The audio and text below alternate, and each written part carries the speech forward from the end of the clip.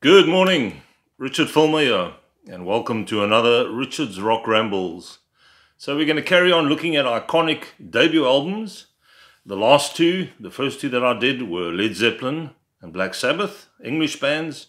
So today we're going to shoot over the ocean to the States and have a look at another amazing debut album by the band Van Halen. So the Van Halen brothers came over with their folks from Holland in the 70s, or I think a little bit earlier than that. Grew up in America, first started playing drums, that was Eddie, and on guitar was Alex. They decided that they were actually better at playing each other's instruments, and of course the rest is history.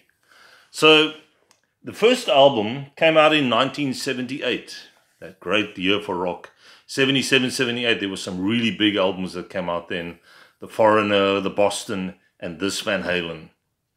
And it was recorded at Sunset Sound Studios in Hollywood on the Warner Brothers label. Of course, that's a pretty big label in the States and worldwide, with some great names on their roster. And Van Halen would become one of the biggest.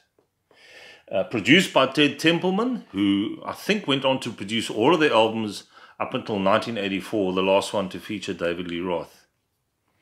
The cover photos were taken at the Whiskey A Go-Go, that famous venue in the States, in LA, where they had performed in the mid-70s. So they'd grown already quite a following there. And you know, with a frontman like David Lee Roth and Eddie Van Halen doing his thing on the guitar, and the rock-solid rhythm section of Alex Van Halen and Michael Anthony on bass, you couldn't go wrong. And they were building up quite a following before they'd released the first album. And I think that's the way to do it, you know. Get your name out there, get people to see you, what you're all about, and then hit them with a really great debut album. In Canada, the album went 4 times platinum, which is not shabby. In the UK, it went gold. And in the US, it went diamond, which is 10 million sold. 10 million copies of the album were sold, and that's the diamond categorization. Incredible. It reached number 19 in 1978's Billboard charts in the US, which I found a bit weird. I thought they would have got a bit higher than 19, but still a pretty good place to get. And I mean, for debut albums, you know, sometimes they can be hit or miss affairs. This was definitely a hit. So let's have a look at the album with an iconic cover. There we go. There's Eddie with one of his would become famous guitars that he would mess around with and do his own thing with. David Lee Roth, a great frontman. Michael Anthony on bass, rock solid. And there's Alex Van Halen on the drums. Really powerful drummer. Reminded me sometimes of John Bonham, the way he played. Towards the end of the career, the Van Halen had a huge drum kit. Lots of rotor toms, double bass drums. So there were 2 there and 2 on the other side. Huge kits. And he could play. And on the back, you've got a shot of David Lee Roth bending right back with those platform shoes on, with the leather pants, which was kind of the look back in those days. If I had to try and do that now, I'd probably land up in ICU. Anyway, let's have a look at the tracks. And for me, there's 11 tracks on here, and there ain't a bad track on here. Everything is just amazing. Produced by Ted Templeman. Running with the Devil. That's the title track. The kickoff track. And a great way to start an album. It starts off with that guitar going down like that. Eddie's bringing it down and then just hits you with the bass. Michael Anthony was I love the bass sound on here. It's right up front, like they were in the early 70s. You know, sometimes the basses get lost in the mix. Not on this album. And then it just kicks in with the drums and, of course, the amazing guitar from Eddie Van Halen, which would be showcased in the next track, Eruption. And I think if you were an aspiring guitarist back in the day in 1978 and you heard that, you either gave it up and took up the triangle, or it inspired you to become better. Eruption is still, to this day, you know, I remember listening to that track, that instrumental guitar virtuoso track, and thinking, how the hell is he getting those sounds? It was just amazing. It was otherworldly. You know, it hadn't been heard. Nothing like that had been heard before. And that would become a staple for the band in the live concerts right up until the end. You know, he sort of had to play that with that famous finger tapping that he used to do, which had been done before by other artists like Roy Buchanan and what have you, but I think he was more of a showman when he did that. Then they do a cover of the Kinks' You Really Got Me, and the Kinks version is okay. It definitely doesn't have the balls of this track, of this version. Just took it to another level with that great opening riff and David Lee Roth's amazing vocals with those high screeches that he would get. You know, David Lee Roth is not the world's best vocalist, and I'm sure he'd probably say it as well, but a great showman. The kind of frontman that every band would love to have, you know, get the audience attention, grab it from the beginning right up until the end. He used to jump 6 foot in the air, even higher, jump off the drum riser. He was a very active live frontman, and that's what you want. You know, you want somebody who's certain types of music, you don't need to do that. You know, you can just stand at the mic and do your thing. But for this kind of music, you want an active band, and he was a big part of that.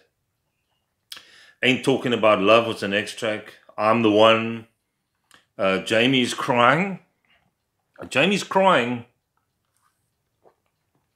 sorry, for me, is probably the weakest track on the album. It's quite a commercial track.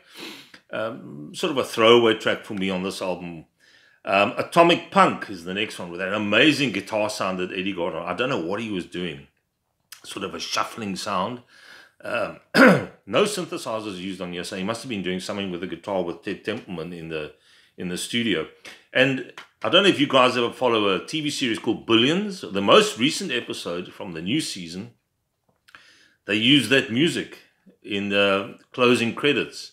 And I think within the episode as well, which is quite cool to see, you know, Van Halen's music still being used in TV series today.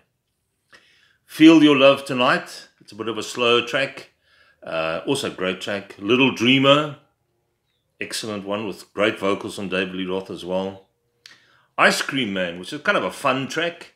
It's got David Lee Roth playing acoustic guitar at the beginning. He was actually quite a cool acoustic guitar player. Quite capable. I mean, obviously he didn't play the electric because you've got Eddie Van Halen in your band. You don't need to play guitar. And that was Ice Cream Man. And they finished off with On Fire, which is really on fire.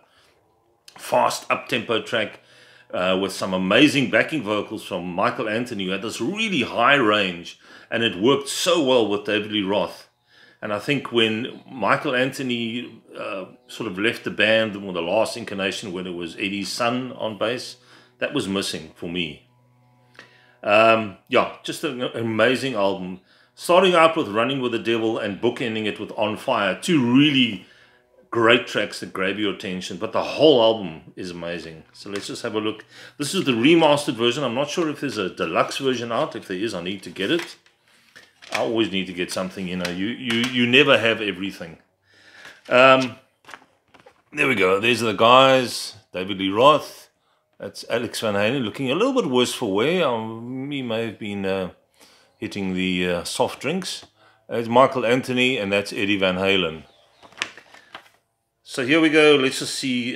Special thanks to Gene Simmons from Kiss. And I know he gave them a few leg ups in the early part of their career, so they had him to thank for that. Warner Brothers Recording Studio in North Hollywood. Produced by Ted Templeman, engineered by Don Landy. Vocals David Roth, it was David Lee Roth it should be. Edward Van Halen on guitar, drums Alex Van Halen, and bass guitar Michael Anthony. Absolute classic. If you don't have this in your collection, you're seriously missing out. You know, if you're talking about good American hard rock, along with albums like the debut from Montrose, Boston's first album, the early Journey, or the first one with Steve Perry, Foreigner, this is one that you need to add to that collection. So there we go, Van Halen. An album that I still play quite often today, and it still excites me the way it did back in the day when I was still at school. I remember we used to play that album every end of term.